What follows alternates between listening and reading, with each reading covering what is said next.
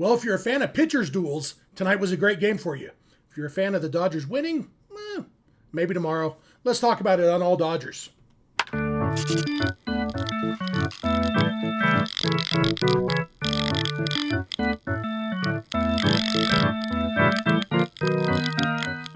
What's up, Dodger fans? Coming to you live from Pleasant Grove, Utah, and wherever the heck Kevin lives.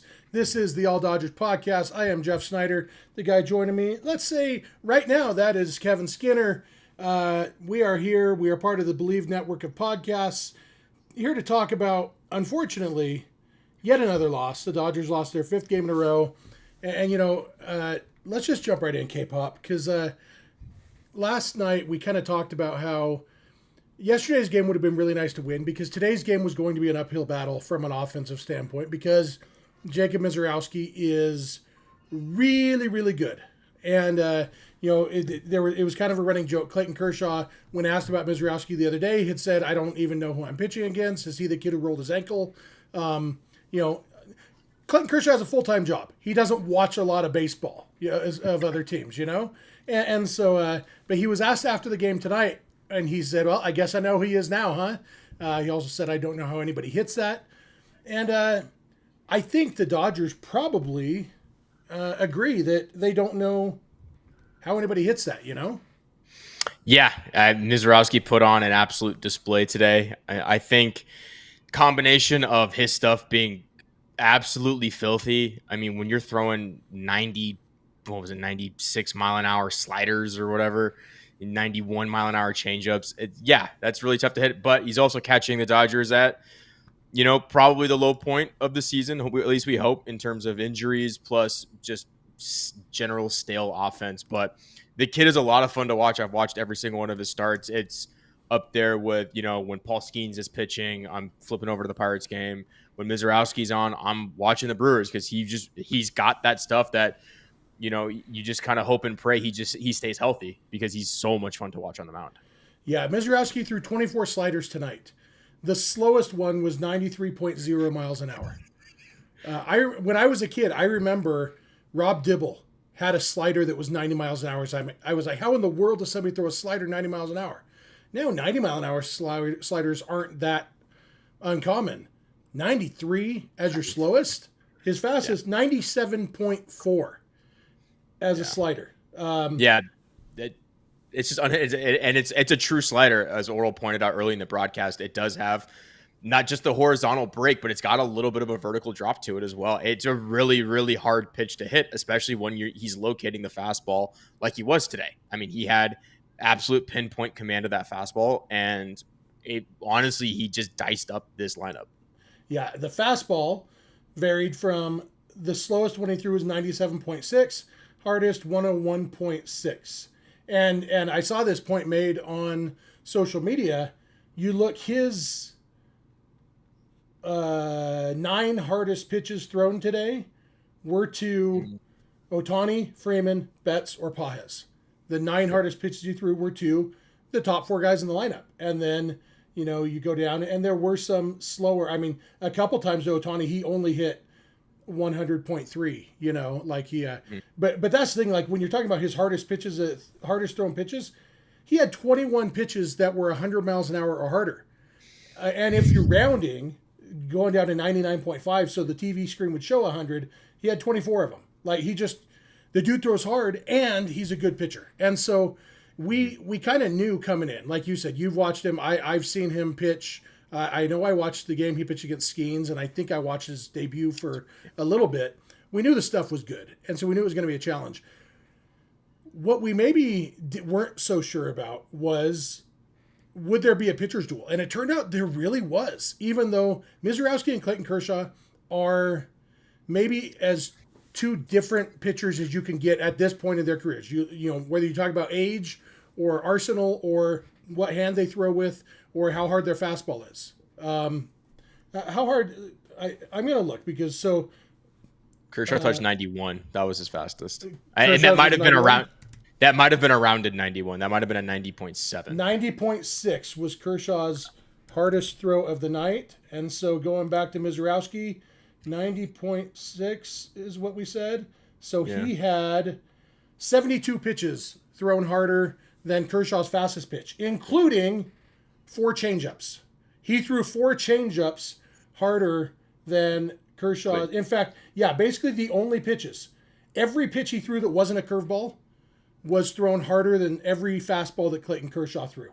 The change. Oh no, sorry, 6 changeups faster. So yeah, I mean, just ridiculous. And yet, I mean, the Brewers only scored 2 runs off Kershaw in 6 innings. Dodgers scored 1 run off Misiorowski, and the 2 runs is like there was an infield or 2 infield singles, an opposite field. It's not like he got rocked. Andrew Vaughn hit the ball hard. Other than that, it was just one of those innings, and before the chat gets to it, I'm not making excuses or saying the runs don't count. I'm saying it was just one of those innings that happens when you are a pitcher, and the Dodgers have benefited from plenty of those innings over the years. I mean, Clayton Kershaw pitched 6 really good innings in this game. Yeah, when he came back and he had that really good outing, I forget who he pitched against. It might have been the Cardinals.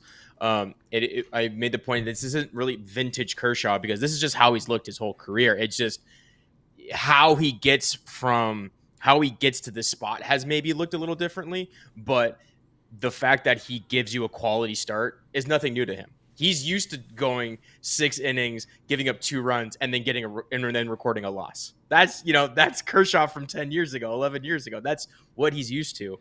It looks a little different now. He's not, he doesn't have the Jacob Mizarowski stuff where he's striking out the world, where he's not getting 12 Ks. He's doing it a little differently. And unfortunately, the way Kershaw does it now, which is inducing soft contact, hit or pitching to his defense, he now has to rely on his defense a little more than he used to in the past. And, when you don't have James Outman throwing to third, maybe as hard as he should have, I don't know if it necessarily would have mattered the way the inning ended up going.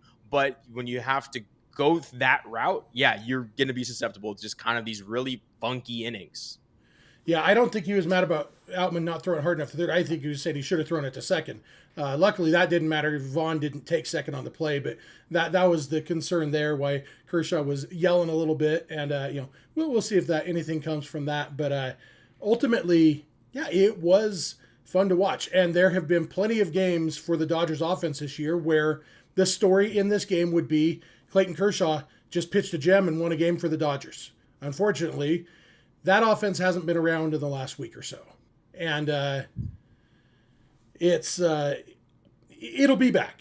That offense will come back at some point. I just don't know when or how or why. And because right now the people playing, and maybe we'll talk about this more in a minute. Let's get to the super chat from Grizzly Oso. Please make it all make sense, Jevin. We are Jevin. That's Jeff and Kevin put together. You got that? I like it.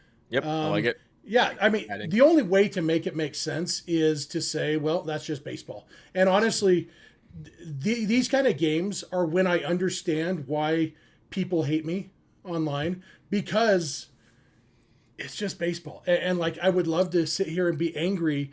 And I made a conscious decision earlier in my life that I am not going to allow myself to be angry about a baseball game played by strangers in July.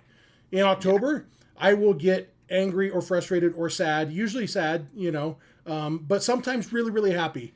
But I try to keep an even keel during the regular season because, it's better for me in the long run. But I totally understand why people we all just spent 3 hours watching this game. Probably not 3 hours. It's only been 3 hours right now since it started. The game was just over 2 hours, I guess. That was a quick game. I mean, a quick game. Both pitchers were really efficient. Silver lining. It was a quick game, just over 2 hours. So we only had to watch that garbage for a little over, 2 hours and 17 minutes. There's a silver lining, but that's 2 hours and 17 minutes that we could have been doing something else. So I understand why people are upset that the Dodgers are not playing well. I don't go as far as some people in saying, well, they're phoning it in or they're lazy or they just don't have that fire. I think it's just baseball, unfortunately. So yeah, you had Miguel Rojas hit a double off a guy that, everybody except Ohtani couldn't touch. You had Mookie Betts hit a 398 fly out to dead center. I mean, it was technically it wasn't a home run in any park, but if Mookie hits it left or right a couple feet, it is a home run. In any park. It's just weird stuff like that happens. Was it William Contreras who hit that 2 weird singles? Yeah, just like right up the third base line. Yeah, two of like, them. and Miguel Rojas is like, okay. And then Clayton just like kind of watched it. Just like Yep. roll past him. He's like, I don't know what to do with like, yeah. They were on good pitches too. It was a great curveball, and like just the tip of the bat just like kind of touched it. It's baseball. It's a weird game. The Dodgers definitely had their opportunities today. It's the offense, like you said, it will come back. They're playing a few important pieces down, mostly Max Muncy and a little bit of Teoscar. I don't think Teoscar would have helped them very much today, if I'm being completely honest, against Misiorowski. And the other thing, too, is the Dodgers are one of the best teams in baseball against fastballs thrown harder than 95 miles an hour. And they just, sometimes you just don't have it. And I know people hate when you tip your cap to another player, but you just got to tip your hat to Mizarowski. He pitched a great game. I think if Misiorowski was just a flamethrower, the Dodgers would have figured him out the second or third time through. Problem is, he's a really good pitcher. He's got really good stuff in addition to the remarkable fastball. Let's take a break. Let's talk about Bet Online because, you could have bet on this game. That's what I'm looking for. You know what? Bet Online continues to be your number one source for all your sports betting action. And with baseball in full swing for every team except the Dodgers and football season right around the corner, Bet Online has more ways to stay in on the action with the latest odds, news, and scores, and even live in-game betting. From MLB, UFC to tennis and NFL futures, Bet Online remains your choice for sports wagering info. And in between games, you can head over to the Bet Online casino with all the top Vegas-style games, including poker and live casino. So head to the website, betonline.ag today, and take advantage of their industry-leading VIP program with level-up bonuses and weekly cash boosts. Bet Online, the game starts here.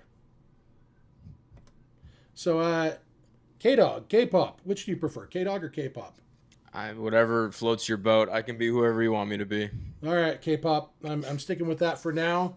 It'll probably be different tomorrow, and that's okay, because hopefully a lot of things will be different tomorrow. One of the things I'm wondering if it will be different tomorrow is, you mentioned Teoscar Hernandez. He and Tommy Edman have both not played in a few days, both nursing foot injuries. But we do have Jose Quintana on the mound tomorrow. It's hard to picture a lineup with some of these guys who are in the lineup today being like James Outman. Like, I don't picture James Outman starting at Jose Quintana, which means Pages goes back to right field, which means you either have Teoscar or you have Pages goes back to center field. I'm not sure what I said. Either you have Teoscar in right field or you have Esteury Ruiz in right field. Obviously, you'd rather have Teoscar. It's just a matter of how are those feet feeling. I'm hoping, fingers crossed, since they didn't put either Teoscar or Edmond on the IL, I'm hoping they were just looking at the pitching matchups. Okay, we got two tough righties. Let's give them these 2 days off in Milwaukee and then bring them back against Quintana in the series finale. What do you think? Yeah, I agree. I think we're going to see a little bit of, because Edmund's still dealing with his ankle, right? That's his, or is it no, he has a fractured pinky toe. It's a pinky. Okay, so it's his foot. It's still a lower. Yeah. It's still a lower body injury. I could still see, like you said, Edmund playing second base. We'll maybe get Teoscar back in there against the left-handed bat. The one thing that does worry me is American Family Field is a really big outfield as well, so they might not want to run Teoscar out there, where he's going to have to potentially cover a lot of grass, more grass than they're probably comfortable with him. It's not like he's playing at Yankee Stadium, but I think if they didn't put them on the IL, like you mentioned, this is the reason they didn't put them on the IL. Because if they're not playing tomorrow, then why haven't they hit the IL yet?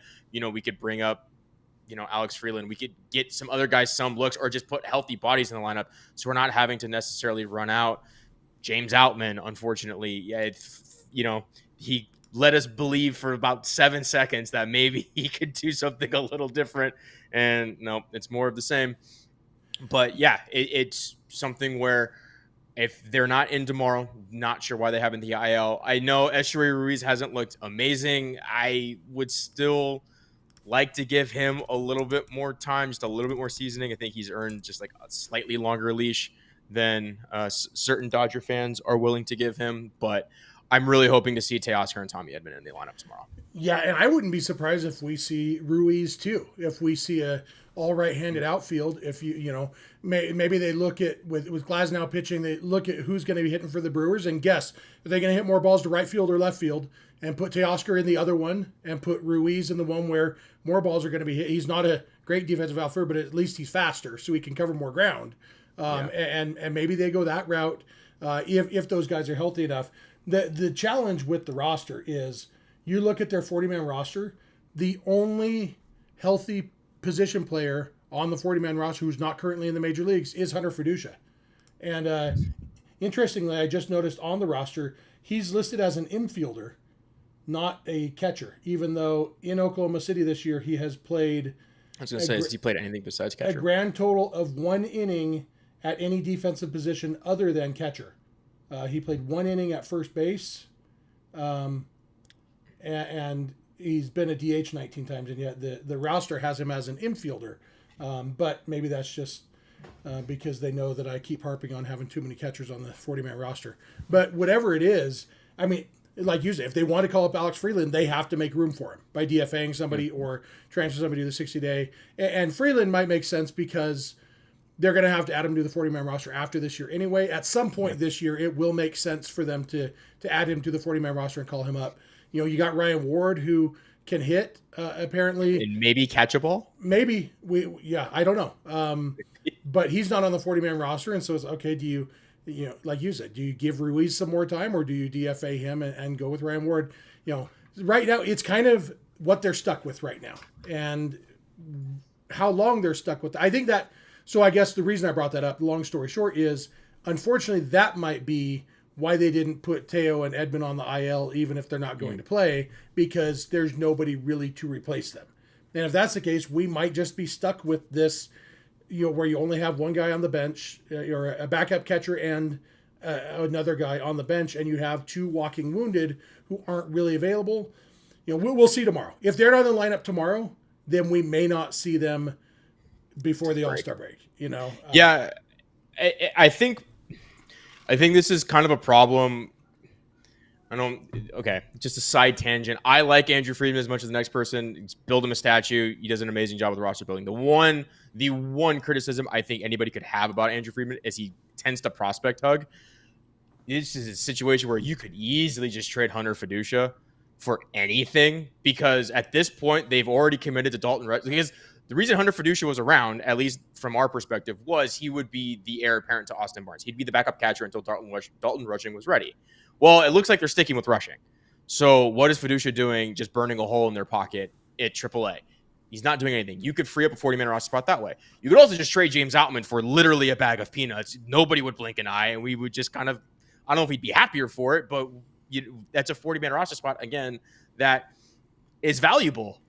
Because especially with the way this organization is built and how many guys are not really knocking on the door of the 26-man roster, but knocking on the door of the 40-man roster. Every single year, there's a 40-man roster crunch because there are still guys like James Outman hanging around, Hunter Fiducia hanging around. This would be even worse if Tyrone Lorenzo was still hanging around, but thankfully we traded him when we did to get Jack Flaherty last year. So that's like the one criticism I could have about Andrew Friedman, where I feel like the 40-man roster crunch is like slightly artificial. Like it's a problem with a very obvious solution. It's just the guy who can solve that problem doesn't like trading prospects. Yeah, although I don't know that I agree. I think the 40-man roster crunch has more to do with pitchers, and because right now position players, it really is Alex Freeland is the only guy who's even kind of banging on the door, because Fiducia, it's just the fact that, even if there was, he's already on the 40-man roster. Ryan Ward, there are reasons he's not on the 40-man roster that have nothing to do with there's not room for him. And so, yeah, I do think Fiducia will be traded, but you can't trade till teams are ready to trade. And so, there's only been one big trade so far. The Padres, they need a catcher. Yeah, and I'm sure they're super eager to deal with the Dodgers. I'm sure they would love to work out a trade with the Dodgers. So yeah, I think they will make some trades, and I don't know. I really hope that Teoscar and Edmond are in the lineup, because that bodes better for the future than if they are actually both out, IL-able and just nobody to replace them, so no bother putting them on the IL. I don't know, but we'll see against Quintana tomorrow for sure. Let's switch gears a little bit. I think that's enough about this game, right? This game sucked. The Dodgers lost. Actually, I enjoyed the game. I really enjoyed watching Kershaw and Mizarowski pitch. Maybe I'm crazy because I love watching, like, especially in this era of baseball, like two like bona fide like dudes just go at it on the mound. Like that's awesome. That's so much fun. That's a lot of fun baseball. So, but yeah, I think this is like one of the few times where like I wasn't very excited when the Dodgers came up to bat. Yeah, if I wasn't a Dodger fan, I would have really enjoyed this game. I do like pitchers duels. I don't like pitchers duels when the Dodgers are involved. I like one-sided pitchers duels where the Dodgers pitcher pitches really well and the Dodgers offense lights up the other pitcher. And I'm ready for more of those. I'm ready for those. So it's called death by firing squad. When one guy has a gun and the other guy doesn't, that's death by firing squad. Yeah, which is fine by me as long as it's the Dodgers with the gun. The other news that came out today. Yoshinobu Yamamoto was replaced on the active roster for the All-Star team by Andrew Abbott of the Cincinnati Reds, which means that Yamamoto won't be pitching in the All-Star game. That's because he is scheduled to start for the Dodgers on Sunday, and whenever a pitcher is starting on the Sunday before the All-Star game, he doesn't pitch in the All-Star game. It would be much smarter if Major League Baseball extended the All-Star break by one game, put the All-Star game on Wednesday, or leave it on Tuesday and just have the last games before it be on Saturday, so that everybody who made the All-Star team could pitch in the All-Star game. But that's not what they do. And I do think there's some value for a kid like Andrew Abbott, who wasn't on the All-Star team, and now he is. But, it's Yamamoto's first time too, though. Yeah. And I've seen some mixed emotions. There are some people in our Discord server, which if you want to get in on that, go to patreon.com/realfrg. $5 a month gets you into the Discord server. And some people were pretty upset about Yamamoto not pitching, saying the Dodgers should have bumped around the rotation so that he wasn't pitching on Sunday or something. And I think if he was still in line to start the All-Star game, I would agree. And I do think the Dodgers would have made it happen for him to not pitch on Sunday so he could start the All-Star game. But he no longer deserves the start in the All-Star game. And so somebody else is going to be doing that. And so at that point, it's like, okay, do you really mess with your rotation so that he can throw one inning in an exhibition game? And for me, the answer is a clear no, because when you talk about, Clayton Kershaw is now an 11-time All-Star. I have no idea how many of those 10 previous All-Star games Kershaw actually pitched in. Probably most of them, but I assume that one of the times he was named to the All-Star team, but he didn't play in the game because he was injured. I would guess he's pitched in 8 All-Star games. I don't know, though, because nobody cares, because he's an All-Star. Yoshinobu Yamamoto is an All-Star. On Baseball Reference, next to 2025, it'll say AS with a link under it, and that you can click to, and it'll show you the All-Star team, and his name will be there, because he is an All-Star. Everything about being an All-Star applies to Yoshinobu Yamamoto. He was named to the All-Star team. He's an All-Star. And at the end of his career, when they say he's a 17-time All-Star, one of those times will be 2025 because he's an All-Star. And so for me, it's like, I don't care if he pitches in the game, but that might be because I don't care about the All-Star game very much anyway. Yeah, it's definitely not. I will say, of all the major sports version of an All-Star game, Pro Bowl, whatever you want to call it, I do think baseball does it the best, or at least it's the most interesting in my opinion, because the players actually play. Like speaking of Kershaw, you do get Kershaw picking off Shohei Ohtani at first base back in, was that 22? That's pretty cool. I like stuff like that. But yeah, agreed. It doesn't matter. The Dodgers definitely don't care. That we know the Dodgers don't really value All-Star games, or the WBC for that matter. They couldn't find an agreement with Kershaw to let him pitch because he couldn't get insurance or whatever that debacle ended up being.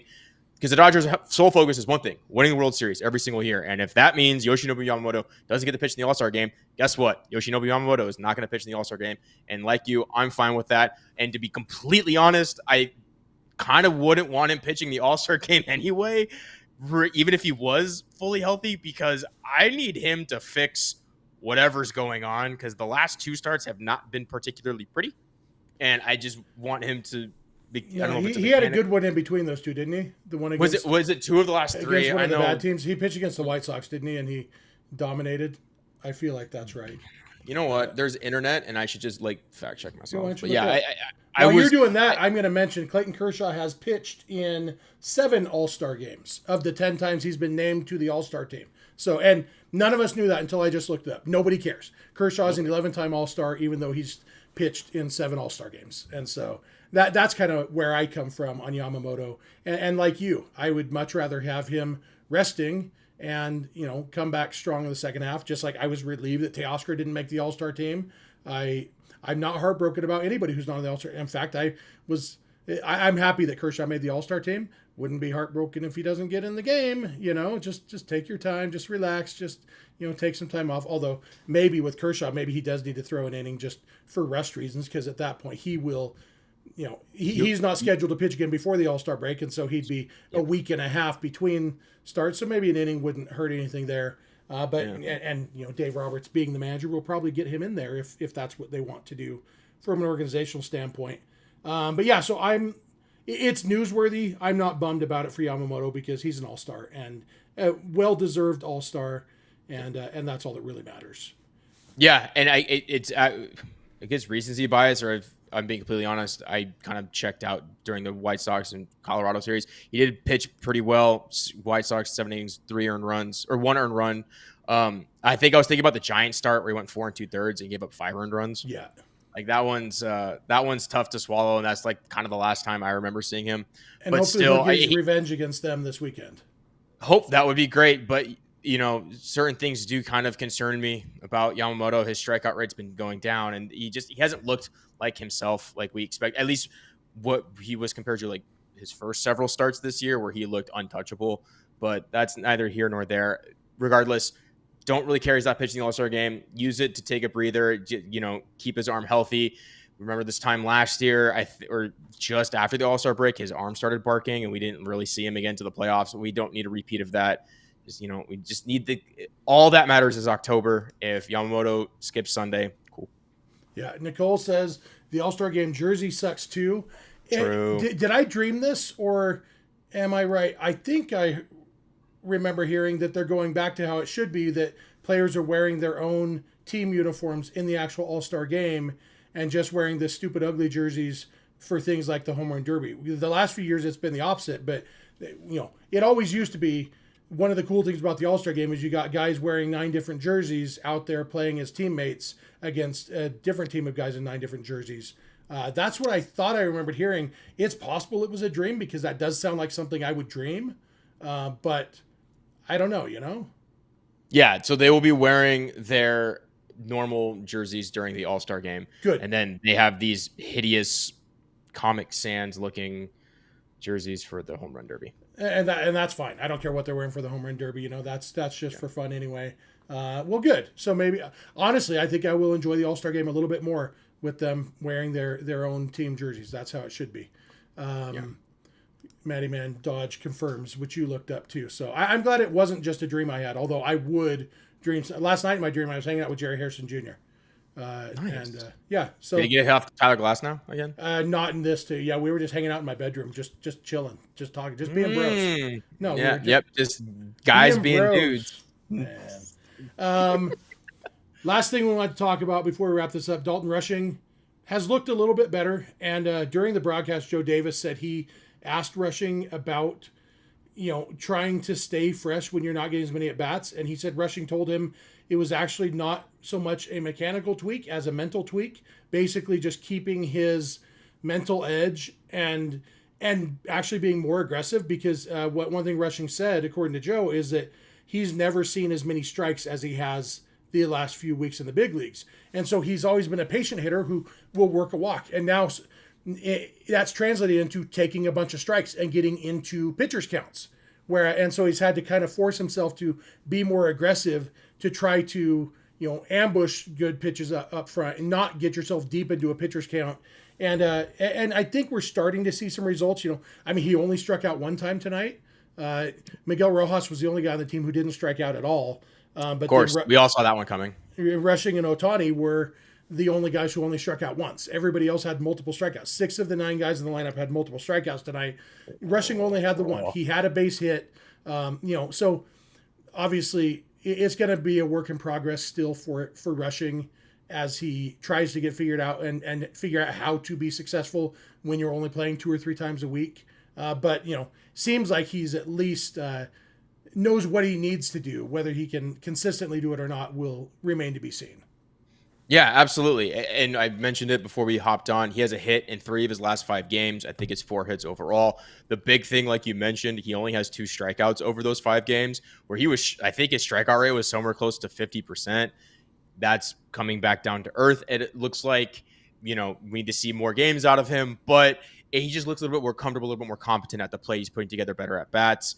And he's doing it, in what I would argue would be like the toughest environment to do it. Not only is he only hitting, every every few days, like twice a week, like you mentioned, but he also has to like learn how to be a catcher. So he still has to be in the catcher's meetings. He's trying to learn from Will Smith on how to handle a major league staff, and he still has to learn how to hit major league pitching. So like none of this, I think, is conducive for a young player to really flourish at the plate.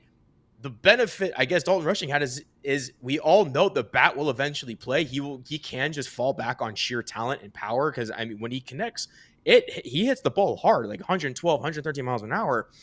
But it's just the environment he's in is just so difficult, because he's being pulled in so many different directions, and then he's just getting so few opportunities to really put it to practice. So I commend him for what, like you said, really making an adjustment. We're only seeing a couple singles. I think he had a double the other day, but he's looking more like a major league player at the dish. He's also calling, I think, a better game. I think, I don't think that they would let him call Kershaw's game unless they were confident in his ability to call a game. Because I mean, Kershaw wasn't using PitchCom. He wasn't calling his own game. He was having to shake Dalton Rushing off. So they clearly had a plan, and they're comfortable enough to let Dalton Rushing handle, what is it, the 11-time All-Star? Yeah, it is now. Yeah, I was wondering about that. That's why I was looking away from the screen just now. It looked like I was looking at you, but I was actually looking at Twitter over here on my other monitor to see if they mentioned, because he was using fingers to call pitches early in the game, but then later they did go to PitchCom. Oh, they did? Okay. Yeah, I noticed. Was that after? I noticed in the third inning. No, it was when Kershaw was still. I noticed in the third inning that they were using PitchCom. So I wonder. I was looking to see if anybody had asked about that, because I could see that just being, hey, part of your training. Let's do an inning where you're using fingers to call pitches, and or an inning or two, and see how that goes. But I haven't seen anything about that. I'll have to see if I can get somebody to ask about that. But I thought that was interesting. And yeah, it is all part of his development as a player, as a catcher, and as a hitter. And, we'll see as time goes by, if they do figure out ways to get him more at bats. So far it's just backup catcher and get Freddie Freeman off his feet in a blowout kind of duty. And that's okay. I think I'm okay with that. Oh God. I just had a horror. Okay. There's no way they do this, right? Because if Max is out for 6 weeks, if Dalton Rushing starts hitting, there's no way they slide in Will Smith the third and let Dalton Rushing catch. I doubt it. Will Smith has played he's only played 1 inning at third base in the big leagues, and he made a throwing error on the only ball hit to him. And he just needs more practice. He played in the minor leagues quite a bit, actually. Yeah, he did. He came up partially as a third baseman. Yeah, and he was really bad. That's the that's what I'm pulling up right now, because fielding register. So in 2016, he or maybe it's 2017. Where are we? 2018. Here we go. Yeah, 353 innings at third base in 2018. 10 errors and 902 fielding percentage. That's fine. 902 is the kind of numbers you see when you're looking at dead ball era stats back before they used gloves. That's so that's He's like major league ready. Yeah, I would guess that Jose Offerman's worst season at shortstop for the Dodgers was significantly better than a 902 fielding percentage, and Jose Offerman is one of the worst fielders I've seen in my lifetime. Jose Offerman's worst fielding percentage as a Dodger was 966, and he was terrible. I just want to throw this point out. I'm not advocating for this. I don't think they're going to do this, but it was a dark thought that crept into my head that I just thought would be funny. I actually read that wrong. His worst was 935. So that's horrible. That was the year that he led Major League Baseball with 42 errors. So That's it? Will Smith He in the was minor just paying leagues at homage third to base. Jackie. Will Smith at third base was worse than Jose Offerman's worst season, which was really, really bad. So, yeah, I don't think they'll do that this year. I wouldn't be surprised at all if this offseason Dalton Rushing works on left field a lot, Will Smith works on third base some, and they kind of see what they have. But this year, I think what we're seeing with Rushing is what we're going to get. You know, occasionally spelling Freddie at first base. And maybe some of these blowout games means that next time they do give Freddie a day off, it will be Dalton Rushing, especially with Kike Hernandez on the IL. If Freddie needs a day off, Dalton probably gets a start at first base at some point. But overall, he's mostly going to be the backup catcher. I like that a lot, especially and with Max out too, right? Because Max is the de facto backup first baseman. So with Max although has he played first base at all since Freddie came over? Yeah. Really? Are you sure? I'm almost positive I've seen Max Muncy at first base. Almost positive is probably good. Because he had an oblique injury and they wanted him to play, but they didn't want him throwing from third. Was Freddie's first season with the Dodgers 2022? Yes. So the year after they won the World Series. Max played 5 innings at first base Freddie's first year and hasn't played there since then. Yeah, see, I told you he's played at first base. 5 innings 3 years ago. All right. If that's your de facto backup first baseman, backup first baseman, Kike be damned. I guess when you're backing up Freddie Freeman, you know, you don't need to play that many innings. So, so tonight sucked. Tomorrow, it's a day game. What time's the game tomorrow? I don't know. I'm supposed to know these things. I don't know. So one of us. Probably that's like all I'm saying. One. Yeah, it's 1:10 Central, so it's 11:10 Pacific. Okay. 10:10 Mountain Time. So 12. Right. That's where you are. You're Mountain time. 12:10 Mountain Time. Right. Yeah. 12:10. 12:10 Mountain. Yeah. I always forget that Pacific. I always forget that Mountain Time even exists. Yeah. You know, I used to too until I lived in it for 35 years or whatever it's been. So. I guess it's only been 30 years. Anyway, day game. Wait. Oh, did Max? Oh, yeah. Max played first base in the DS. You know, that's what you remember. Yeah, he did. Yeah. Okay, yeah. Because they're not going to put Kike there in a game that matters. Yeah. Thank you, Cole. Yeah. Yeah. Thanks, hey, Cole. July games matter the same as September. They all count the same. Maybe. All right, so today sucked. Tomorrow will be better. Dodgers are going to get some hits off Jose Quintana. Tyler Glasnow, it'll be interesting to see what he can do. We know he's built up. We know his stuff is good. The question is, can he command it? Can he not implode, you know?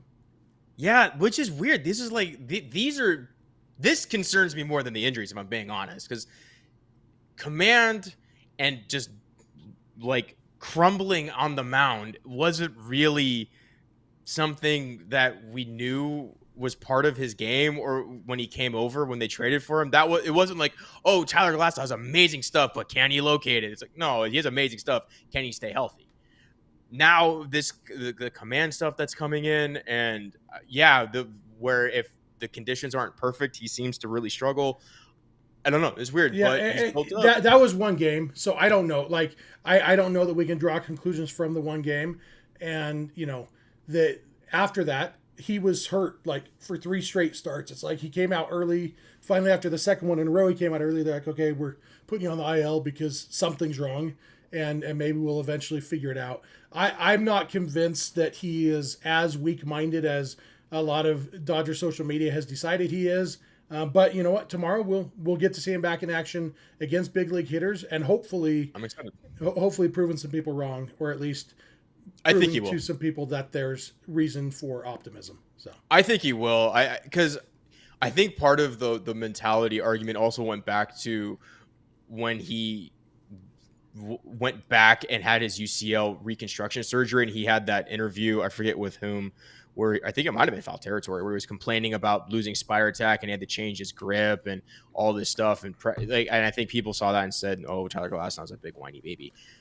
And I think that might have carried over a little bit. But I disagree. I think he really just wants to be on the mound and compete, because he's a fiery guy on the mound, and I'm really excited to see that back. And I think he really wants to prove himself to be, valuable for this team, because I think he is. And to be honest, the best version of this Dodgers team is with a healthy and productive Tyler Glasnow. Yeah, whether Dodger fans want to believe that or not. Yeah, you need Glasnow and Snell to be healthy and effective to really show what this team is. And And obviously the offense has been the issue the last week. Overall, the Dodgers are still one of the top offenses in baseball, and hopefully we'll get back to being that because they do have some guys who are good hitters who aren't hitting goodly right now. And so we'll go. I just realized maybe with Quinn. No. Okay, never mind. I'm not going to change train of thought. Anyway, that's going to do it for us for today. You got anything else, K-Dog? Nope, K-pop? that's it. I'll talk to Clint. Maybe we do the watch along Friday. I'll have to confirm that with him. Oh, yeah. So if you want information on a potential watch along on Friday, you're going to want to be in our Discord group, which you can join by going to patreon.com/realfrg or joining here on YouTube. $5 level gets you access to the Discord server.